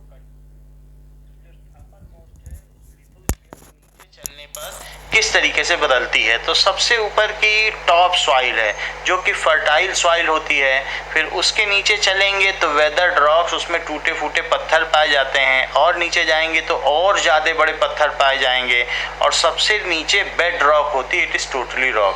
तो सबसे ऊपर की जो सॉइल होगी उसमें न्यूट्रिएंट्स होंगे और वो फर्टाइल सॉइल होगी, and it is rich with organic material that is called humus. Soil is a living system. It takes millions of years to form soil up to a few centimeters of depth. The uppermost fertile soil is worth of plantation. There are maximum number of animals which are living in substratum like rabbit हो गए, खरगोश हो गए, snake हो गए, वो उसी upper layer में रहते हैं, और प्लांट्स भी अपर लेयर में ही उगते हैं। So it is the uppermost soil. Here you can see that uppermost layer it is rich with humus. After that the rock soil है और उसमें it is mixed with clay. After that the weathered rock material, टूटे फूटे पत्थर हैं, और सबसे नीचे जाएंगे तो बड़े बड़े रॉक्स होंगे। सो इस तरीके से सॉइल प्रोफाइल कहीं का भी होता है। It is also depicted by some cylindrical nature that how the soil is there. You can see that it is the organic matter is topmost में organic matter है, उसके नीचे organic mixed with mineral जिसमें mixed है वही humus है, और उसके नीचे sand भी है, clay भी है, और silt भी है, और weathered rocks भी हैं, और सबसे नीचे parent rock पाई जाती है। This is the soil layers. India में जहाँ नेचुरल रिसोर्स की बात की जाए तो 3 मेन नेचुरल रिसोर्सेज पाए जाते हैं। 3 टाइप्स ऑफ रिलीफ पैटर्न्स हैं। पहला तो प्लेन्स हैं जो नदर, देखिए जो डेजर्ट है उसको, उसमें ज़्यादा हम नेचुरल रिसोर्सेज नहीं मानते हैं, माउंटेन को मानते हैं क्योंकि उसके पास वाटर का रिसोर्स है और बहुत सारा टिम्बर है। और प्लेन्स को क्योंकि ये ग्रेन का कटोरा है, मतलब अनाज देता है। और प्लेट्यू में सबसे ज़्यादा क्या है, माइंस हैं, तो उसमें से हमको क्या मिलता है, आयरन है, एल्यूमिनियम है, कॉपर है। माइनिंग के लिए प्लेट्यू है, और वाटर के लिए, टिम्बर के लिए, लकड़ी के लिए ये है, और अनाज के लिए, ये अनाज के लिए प्लेन्स है। और माउंटेन में क्या होगा, टिम्बर होगी, लकड़ी होगी, फॉरेस्ट है, बायो लाइफ है, बहुत सारी वाइल्ड लाइफ है, फ्लोरा एंड फौना, बायोडाइवर्सिटी है, लकड़ी, तो बहुत सारी लकड़ी, टीक वुड, आपको मालूम है वहाँ शिकारा होते हैं, ऐसे ऐसे टीक की लकड़ियां हैं, पानी में सालों से शिकारा खड़ा है और वो उसमें कुछ भी नहीं, वो फूल नहीं रही, सड़ नहीं रही। देखा है शिकारा? तो देखा। कितने कमाल की लकड़ी है, उसमें दीमक नहीं लग रहा है, सड़ नहीं रही, सालों से शिकारा, 100 सालों के शिकारे खड़े हैं वहाँ पे, कुछ भी नहीं हो रहा। तो ऐसा होता है। प्लेन्स हैं, और दक्षिण में, साउथ में सारे प्लेट्यू हैं, पठार हैं, और नॉर्दर्न मोस्ट में हिमालयन रेंज है। तो इन सभी जगहों पर हम रिसोर्सेज पाते हैं। वैसे तो डेजर्ट भी हैं, आइलैंड भी हैं, तो ये भी हैं, बट ये 3 हमारे मेन रिसोर्सेज देते हैं। नाउ टोटल कुछ ऐसी लैंड है जो नेट सोन है, जो अभी सोन हो रही है, और करंट फैलो लैंड जो अभी जहाँ पर 1 साल से खेती न की गई हो, तो उसको करंट फैलो लैंड है, अभी नहीं की गई, वहाँ का मालिक शहर में जाके बस गया। और एक है फैलो लैंड जहाँ पिछले 5 साल से खेती न की गई हो, दो इट इज़ फर्टाइल, लेकिन 5 साल से वहाँ खेती कोई नहीं कर रहा है। और कुछ फॉरेस्ट हैं 23% हैं, कुछ वेस्ट लैंड है किसी वजह से, या बैरन है या ऐसे ही पड़ी हैं, चाहे वहाँ गलीज बन गई हों, बहुत बड़ी बड़ी दरारें हैं, तो वहाँ पर खेती नहीं की जा सकती किसी न किसी वजह से। नॉन एग्रीकल्चरल यूज़ के लिए, रहने के लिए ऐसी ज़मीन है। पास्चर जिसमें लोग जानवर चराते हैं तो वो है पास्चर है। मिसलिनियस है, चाहे माइनिंग के लिए यूज़ हो, वो 1% है। और कल्चरेबल वेस्ट लैंड है, यानी उसमें एग्रीकल्चर किया जा सकता है लेकिन फिर भी वो किसी न किसी वजह से वेस्ट है, या तो वहाँ डंपिंग हो रही है या कुछ हो रहा है, वेस्ट की डंपिंग हो रही है, वो किसी तरीके से वेस्ट है। तो इस तरीके से हमारे में नेट सोन एरिया 44% ही माना जाएगा। एरिया ऑफ लैंड, ये जान जाओ फैलो लैंड और करंट फैलो लैंड की डिफिनीशन आ सकती है। फैलो लैंड वो होती है जो 1 साल से खेती ना हो, और मतलब ये करंट फैलो लैंड 1 साल वाली, और फैलो लैंड है पिछले 5 साल से खेती ना हो। पास्चर का मतलब चारागाह होता है, जो जिसमें लोग अपने कैटल को, मवेशियों को चराते हैं। सब divided into A pie chart like 44% is the net sown land जिसमें फसल उगाई जाती है, और forest area is 23%, 4% fallow land है जिसमें कि 1 साल से फसल नहीं उगाई गई है, और कुछ करंट फैलो लैंड है जिसमें अभी पिछली एक फसल नहीं उगाई गई, दैट इज प्लेन लैंड, दो इट इज फर्टाइल बट ये प्लेन लैंड है। तो इस तरीके से पाई चार्ट में बताया गया है। It is the relief pattern, आप देख सकते हैं साउथ में उठा हुआ है, ये प्लेट्यू है, और नदर्न प्लेन देख सकते हैं और माउंटेनियस रेंज देख सकते हैं। This is 3D map of India. Plateau का मतलब उठा हुआ एरिया बट वो प्लेन होता है। So it is the 3 main relief pattern which gives us natural resources। Plateau से हमको बहुत सारे मिनरल्स मिलते हैं, और जो प्लेन एरिया है उससे एग्रीकल्चर मिलता है, एंड इसी तरीके से माउंटेनियस रेंज पर भी हमको लकड़ी है, टिम्बर है, ये सारी चीज़ें मिलती हैं। It is dense forest area, mountainous range का जो लोअर माउंटेन्स है that is dense forest area. Again we are here with a 3D map that how planar is the area of northern you can appreciate, and southern area it is lifted up like a plateau, and mountainous range is average 6,000 meter high from sea level. These are the 3 main relief patterns of India. Now there are various types of soil in India like red soil, black soil, alluvial soil, arid soil. So there are various soils. This is red soil which is found in southern part, ये दक्षिण भारत में पाया जाता है, and igneous rock से बना हुआ है, दैट इज मोल्टन मैग्मा यहाँ पर जो जम गया है तो उसी से रेड सॉइल ये बनी हुई है। It is low rainfall area where such soils are found like Odisha, Chhattisgarh, southern part of India, there it is found. So आग्नेय चट्टाने या इग्नियस रॉक से बनी है, जो मोल्टन मैग्मा या वॉल्केनो ज्वालामुखी के से पिघला हुआ लावा निकला है तो उससे बनी। ये रेड क्यों है? क्योंकि इसमें वो सब ठीक है कि वो पूरा डेक्कन प्लेट्यू इग्नियस रॉक से बना है, लेकिन रेड इसलिए है क्योंकि इसमें Fe2O3 हाइड्रेटेड फॉर्म में है। Fe2O3 2H2O या XH2O, ज़्यादा वाटर भी हो सकता है, तो इसमें आयरन ऑक्साइड है, उसकी वजह से ये लाल है। इतना याद रखो, ये आपको लिखना है। तो इट इज़ रेड सॉइल। तो जहाँ ज़्यादा होगा वहाँ येलो कलर भी है, कहीं कहीं इसका हल्का ऑरेंज कलर भी है। इसमें आयरन हाइड्रेटेड फॉर्म में पाया जाता है, जैसे रस्टेड आयरन रेड होता है वैसा ये है। Now another form is black soil. It is also known as Regur soil, and it is ideal for growing cotton. So it is also known as black cotton soil. Parent rock minerals when weathered, then such type of soil is formed. So climatic condition की वजह से और rock के टूट फूट से ऐसी soil बनती है। Next is laterite soil. It is found in the area with high temperature and heavy rainfall. इस सॉइल में हाइड्रेटेड फॉर्म में पाया जाता है, जैसे रस्टेड आयरन रेड होता है वैसा ये है। देखो आपको बताया गया कि दैट इज उसमें आयरन ऑक्साइड ज़्यादा, इसमें बेसाल्ट ज़्यादा है। बेसाल्ट जो होता है मोल्टन मैग्मा में एक काला सब्सटेंस है, वो पाया जाता है जो एक चुंबक का भी काम करता है, मैग्नेट की तरीके से होता है। तो ब्लैक सॉइल में बेसाल्ट ज़्यादा, दोनों इग्नियस रॉक से बनी है, लेकिन इसमें बेसाल्ट ज़्यादा, उसमें आयरन ऑक्साइड ज़्यादा। तो ये ब्लैक सॉइल है और ये कॉटन को उगाने के लिए बहुत अच्छी है। अगर आप अपने बुक के मैप में देखें तो पूरे महाराष्ट्र में कॉटन होता है, और इसीलिए बम्बई को कॉटन मिल का हब कहा जाता है। क्या उस समय भी, अंग्रेजों के समय में भी मुंबई, सूरत, यहीं सब कॉटन, यहाँ से कॉटन बनता था। और मुंबई, सूरत ये सब आज भी भारत में सूती कपड़ा उद्योग का प्रतिनिधित्व करते हैं। ये जहाँ पर आपको ये ग्रे कलर का दिख रहा है, ये सब ब्लैक सॉइल है क्या? ये देख लो, समझ में आ गया? और जहाँ रेड रेड दिख रहा है, क्या वो रेड सॉइल है? उड़ीसा, कर्नाटक, तमिलनाडु, क्या वहाँ रेड सॉइल है? बताइए। क्या पश्चिम बंगाल, वेस्ट बंगाल में भी रेड सॉइल है? आप पूरे महाराष्ट्र में देख रहे हैं ब्लैक सॉइल है। क्या गुजरात में भी ब्लैक सॉइल है? वहाँ भी कॉटन उगता है। Yes sir. अच्छा, इसके अलावा एलुवियल सॉइल क्या होती है? जिसमें वाटर रिटेंटिविटी ज़्यादा होती है और जिसमें क्ले ज़्यादा हो। क्ले आपने देखा था ना, जिससे घड़े बनाए जाते हैं, दिए बनाए जा सकते हैं। सिल्ट कम होती है, सिल्ट भी होती है, क्ले भी होता है, सैंड कम होती है, बहुत कम, और सिल्ट और क्ले ज़्यादा ही होता है। तो ये एलुवियल सॉइल हल्का ग्रीन है। और ये जो ज़्यादा ग्रीन है, क्या वो डेंस फॉरेस्ट है?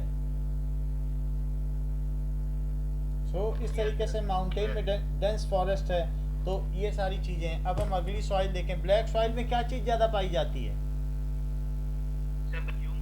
ह्यूमस और बेसाल्ट जरूर याद रखना है अगर क्वेश्चन आए। बेसाल्ट होता है जिससे मैग्नेट बनाया जाता है, और रेड सॉइल में हमने बताया Fe2O3 पाया जाता है। Now another form is black soil. It is also known as Regur soil and it is ideal for growing cotton.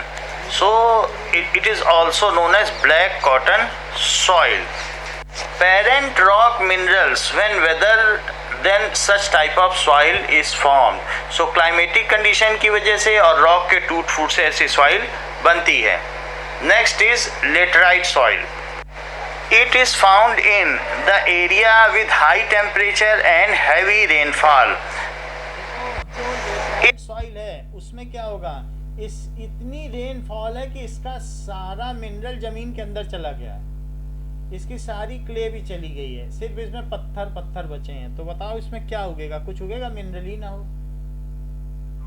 खूब पानी बरसा, सब अंदर चला गया, कुछ नहीं बचा इसमें। इस सॉइल में जो इसका मिनरल्स होता है वो हैवी रेनफॉल की वजह से जमीन के अंदर चला जाता है। जिस तरह से देखो इस रीजन को देखो, सबसे बड़ी चीज है रीजन कहाँ है? Laterite soil. तो जहाँ ऑरेंज कलर है ये सब लेटराइट सॉइल है। मालवा के पठार में यहाँ है ऑरेंज, ये थोड़ी सी जगह है लेटराइट सॉइल। ये सब पूरा मालाबार कोस्ट, केरल के किनारे किनारे, यहाँ सब लेटराइट सॉइल है। ठीक है, इसमें ज़्यादा कुछ उगा नहीं सकते। तो बस एरिया देख लो, लेटराइट सॉइल एक दो जगह यहाँ पर भी है। तो यहाँ मेघालय में हो सकता है या इधर पर हो सकता है। लेटराइट सॉइल कुछ ही जगहों पर है। इसका ऐसा कलर होता है टेक्सचर देखो, और ये पथरीली जमीन होती है, दैट इज लेटराइट सॉइल। इसमें माइक्रो ऑर्गेनिज्म बहुत कम होते हैं। चिकनी मिट्टी देखो कैसी चिकनी। This is alluvial soil. So alluvial soil जो प्लेनर एरिया है, जो गेंजेस रेंज है, जैसे यूपी है, बिहार है, पंजाब है, हरियाणा है, तो वहाँ चिकनी मिट्टी मिलती है। तो ये जो रिवर्स के फ्लड्स हैं वो अपना जब सिल्ट छोड़ देते हैं तो उसमें पाई जाती है। ये मिट्टी में पानी रुक जाता है, इसमें अंदर नहीं जाने देता। तो इस तरीके की सॉइल होती है। एलुवियल सॉइल में क्रॉप्स बहुत अच्छी होती है। इसका क्रॉप प्रोडक्शन पर हेक्टेयर बहुत ज़्यादा होता है। It is rich with humus. चावल हो सकता है। चावल के लिए वैसे ऐसा होता है कि जो हमारा लोअर एरिया है जहाँ पानी रुकता हो, तो यहाँ चावल भी होता है, यूपी में भी होता है, पश्चिम बंगाल में सबसे ज़्यादा चावल होता है। तो वहाँ पर रेनफॉल बहुत ज़्यादा है, क्योंकि जो हमारे क्या अरेबियन सी मानसून है और जो साउथ वेस्टर्न है या इधर ये जो नॉर्थ वेस्ट के हैं और साउथ, इस तरीके जो साउथ से चलते हैं, तो साउथ ईस्ट और नॉर्थ वेस्ट दोनों मानसून वहाँ पहुँचते हैं। पश्चिम बंगाल है, मेघालय में तो मोहसिन राम ऐसी जगह है जहाँ विश्व की सबसे ज़्यादा बारिश होती है। पहले चेरापूंजी था, अभी मोहसिन राम है। तो मोहसिन राम में तीनों तरफ से पहाड़ हैं और पूरा बादल वहीं बरस जाता है। तो इस तरीके से वहाँ बारिश बहुत होती है, तो पश्चिम बंगाल में, वेस्ट बंगाल में चावल बहुत होता है। यहाँ भी चावल होता है यूपी में। यूपी बिहार के अलावा, पंजाब हरियाणा के अलावा, ये ईस्टर्न और वेस्टर्न घाट से जो नदियाँ निकलती हैं, गंगा, गोदावरी, कृष्णा, इन सब के जो डेल्टा बनते हैं, जो ईस्टर्न एंड वेस्टर्न घाट्स हैं, वहाँ पर भी इस तरीके की सॉइल पाई जाती है। See that it's water retaining capacity is how high. पानी इस पर छोड़ दिया जाए तो ये मिट्टी काफ़ी समय तक गीली रहती है और वाटर इसमें परकोलेट नहीं करता, जमीन से सीप थ्रू नहीं करता, जमीन के अंदर नहीं जाता। सो एनी क्वेरी, कोई क्वेश्चन है वो तो बोलो। सर आलू कहाँ पे उगता है ज्यादा? आलू तो कहीं भी उग सकता है, ऐसा कुछ नहीं है।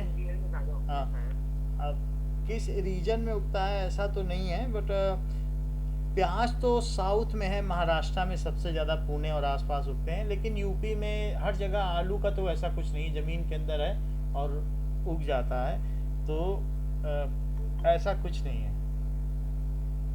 फिर भी नेट में आप देख लेना। इसलिए मिट्टी गीली बनी रहती है, थोड़े पानी से ही काम चल जाता है और अच्छी फसल होती है। Contains various proportions of sand, silt and clay. It is desert soil, that is arid soil. It contains high amount of salt, so it is saline in nature and sandy in texture. So इसमें sand होगा, salt बहुत ज़्यादा है। Salt का मतलब क्या होता है कि यहाँ जैसे हम लोग देखते हैं कैल्शियम कार्बोनेट, ये सब सॉल्ट होते हैं कि नहीं, तो कई तरीके के सॉल्ट भी हैं। जहाँ सॉल्ट ज़्यादा होंगे वहाँ फसल नहीं होती है, वो ऐसे ही इनफर्टाइल हो जाएगी। सॉल्ट होगा तो फसल क्या होगी? ज़मीन में अगर नमक मिला दो, ये सब मिला दो, तो फसल होगी क्या? तो इसलिए सॉल्ट होने की वजह से ये बिल्कुल एक तरीके से इनफर्टाइल लैंड है और ये बालू है। ज़्यादा होगा, पानी अगर बरसेगा तो सब नीचे चला जाएगा। Such soil is found in dry climatic condition where temperature is high. That's why water evaporates and there is lag in humus. Next is laterite soil. क्योंकि हम पहले भी देख चुके हैं कि ज़्यादा बारिश की वजह से इसमें से सारा पानी नीचे चला जाता है और इसमें कंकड़ पत्थर ही ज़्यादा बसते हैं। ये उड़ीसा, मध्य प्रदेश, तमिलनाडु जैसे एरिया में, केरला, कर्नाटका में लेटराइट सॉइल पाई जाती है। इसमें चाय उग सकती है, कॉफ़ी उग सकती है, सो कैशूनट उग सकते हैं। Here there are various types of soil, red soil, black soil. Now laterite soil are shown here.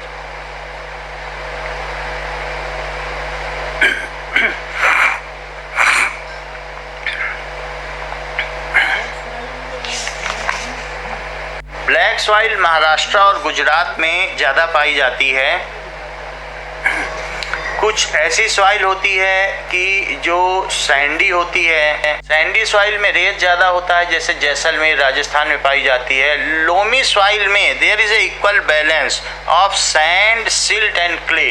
तो ये सारी चीज़ों का एक बैलेंस होता है।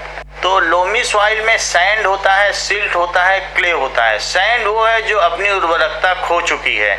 सिल्ट वो होता है जो पहाड़ों से लाई हुई मिट्टी है, और क्ले वो ये है। सैंड क्या है? सैंड का मतलब बालू। उसमें कुछ रह जाएगा?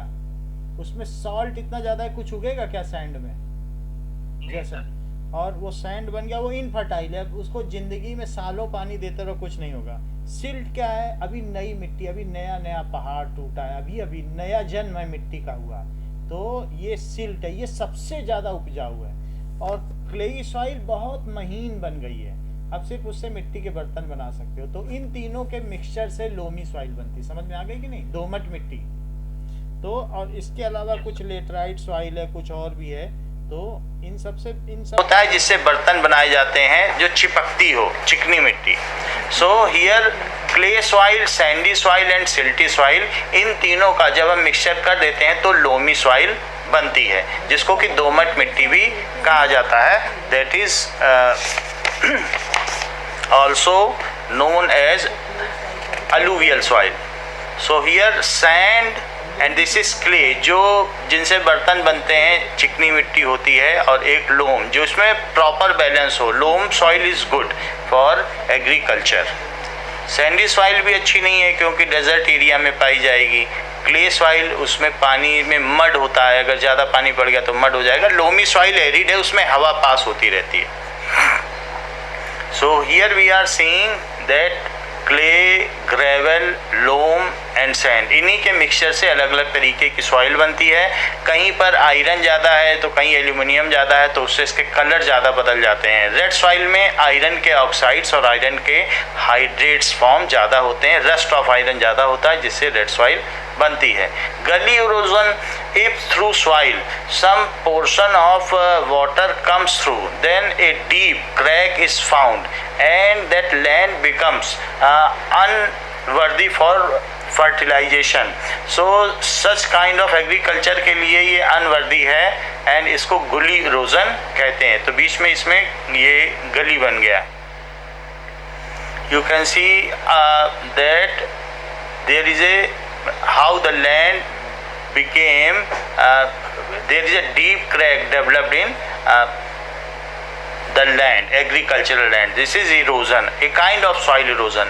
एक होता है soil erosion कि ऊपर की जो लेयर है, ह्यूमस वाली लेयर, वो डिप्लीट होकर के रिवर में बह जाए, और दूसरा है गली इरोजन कि कुछ एक पोर्शन उसमें से पानी निकल जाए, तो वो जो आपका पूरा खेत है वो खराब हो जाएगा, एंड इट इज़ कॉल्ड गली इरोजन। आप खेत में पानी नहीं भर सकते, वो इसी में आ जाएगा, सो इट इज़ गली इरोजन।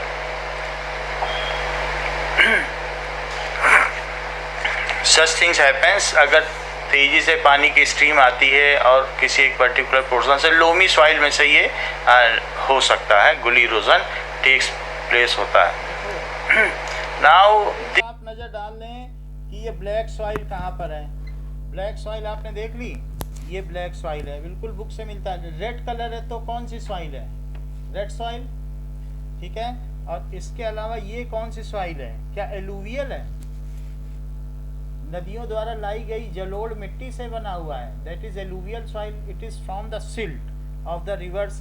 ये सब पूरा रेड सॉइल का कितना बड़ा एरिया है, आप देखो रेड सॉइल कितनी जगह है, आपकी बुक में बना हुआ है। तो अब ब्लैक सॉइल में कॉटन होगा, ठीक है। इसके अलावा कहीं कहीं पे लेटराइट सॉइल है जिसमें कंकड़ पत्थर हो, ये लेटराइट है, तो ये लेटराइट सॉइल है। और कहीं कहीं डेजर्ट है, डेजर्ट में कौन सी सॉइल होगी? क्या वहाँ पर भी कोई सॉइल होगी? एरिड सॉइल, बोलो राजस्थान में कौन सी होगी?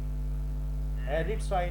तो डेजर्ट वाली जो जिसमें सिर्फ सैंड है उसको कहते हैं एरिड सॉइल। और आप ये देख लें यहाँ पर भी लेटराइट सॉइल, यहाँ कुछ नहीं उगता, जिसमें कंकड़ पत्थर बचे, सारा मिनरल सब पानी के अंदर चला गया है। खूब बारिश होती है, तो अब बम्बई में तो कितनी बारिश होती है, क्या उसमें कुछ रह जाएगा मिट्टी में कि सब नीचे चला जाएगा? सब परकोलेट होके नीचे चला जाएगा। और ये ऊपर वाली है वो फॉरेस्ट एंड माउंटेन्स है, तो फॉरेस्ट एंड माउंटेन ऊपर। This is the map.